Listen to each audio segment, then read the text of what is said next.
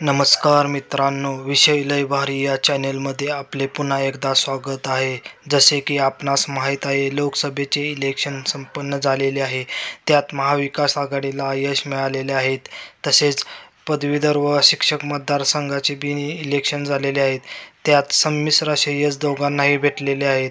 आता 11 जुलैला महाविकास आघाडी व महायुतीमध्ये विधान परिषदेची निवडणूक होणार आहेत। कोणीही उमेदवारी अर्ज मागे न घेतल्यामुळे हे इलेक्शन पार होणार आहे। चला तर बघूया या व्हिडिओमध्ये कोण उमेदवार पराभूत होऊ शकतो, कोण उमेदवार विजयी होऊ शकतो। विधान परिषदमध्ये एकूण 11 जागेवर इलेक्शन होणार आहेत। यामध्ये भाजपने आपले 5 उमेदवार उतरवलेले आहेत। ते उमेदवार पुढीलप्रमाणे आहेत: पंकजा मुंडे, परिणय फुके, योगेश टियेकर, अमित गोरके आणि सदाभाऊ खोत असे भाजपचे हे 5 उमेदवार आहेत। तसेच शिवसेना शिंदे गट यांनी 2 उमेदवार उतरवलेले आहेत, एक भावना गवळी व दुसरे कृपाल तुमाने। व अजित पवार गट राष्ट्रवादी यांनीही 2 उमेदवार आपले इलेक्शनमध्ये उतरवलेले आहेत। ते उमेदवार पुढीलप्रमाणे आहेत: एक राजेश विटेकर आणि दुसरे उमेदवार आहेत शिवाजीराव गर्जे। असे महायुतीने आपले तब्बल 12 उमेदवार या इलेक्शनमध्ये उतरवलेले आहेत। तसेच महाविकास आघाडीनेही आपले 3 उमेदवार या इलेक्शनमध्ये उतरवलेले आहेत। त्यापैकी काँग्रेस प्रज्ञा सातव, शिवसेना उद्धव बाळासाहेब ठाकरे एक मिलिंद नार्वेकर आणि राष्ट्रवादी शरद पवार गट यांनी जयंत पाटील जे शेकापचे उमेदवार आहेत त्यांना पुरस्कृत उमेदवार म्हणून आपला पाठिंबा दिलेला आहे। अशा प्रकारे महाविकास आघाडीचे 3 उमेदवार आहेत।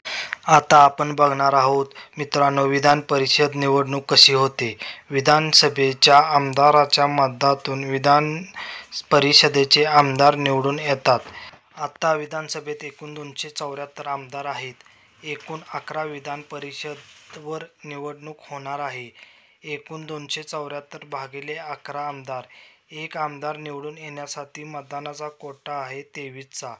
आता 23 मतदान पहिल्या पसंतीचे पडले तर तो उमेदवार विजयी, तर पहिले पसंतीचे मतदान नाही पडले तर उमेदवार हा दुसऱ्या पसंतीच्या मतदारावरही निवडून येऊ शकतो। आता मित्रांनो, आपण बघणार आहोत पक्षीय बलाबल। महाविकास आघाडीची एकूण संख्या होते 65, त्यापैकी काँग्रेस 37, शिवसेना उद्धव ठाकरे 15, राष्ट्रवादी 12 आणि अपक्ष 1। आता आपण बघणार आहोत विजयी उमेदवार कोण होऊ शकतो। महाविकास आघाडीला एकूण 69 मते लागणार आहेत। त्यांच्याकडे 65 मते आहेत, त्यांना 4 अजून मते लागणार आहेत। त्यांचे 2 उमेदवार सहज निवडून येऊ शकतात। एक उमेदवार डेंजर झोनमध्ये आहे, तर प्रज्ञा सातव ज्या काँग्रेसच्या आहेत त्या सहज जिंकून येऊ शकतात।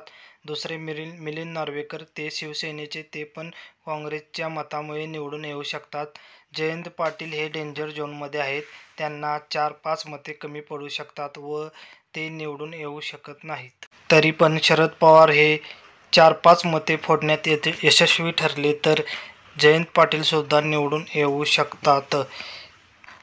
आता बघूया महायुतीच्या बाबतीत। महायुतीमध्ये एकूण आमदार आहेत 207, भाजप 103, शिवसेना शिंदे गट 37, राष्ट्रवादी अजित पवार गट 40 आणि अपक्ष उमेदवार 19 असा पाठबळ महायुतीला आहे।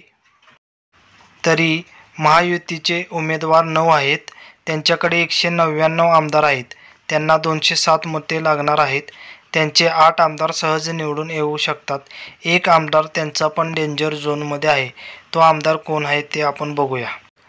तर त्यांचे जे उमेदवार विजयी होऊ शकतात त्यात पंकजा मुंडे, परिणय फुके, अमित गोरके, योगेश टियेकर, सदाभाऊ खोत जे रयत क्रांती संघटनेचे आहेत ते सहज निवडून येऊ शकतात।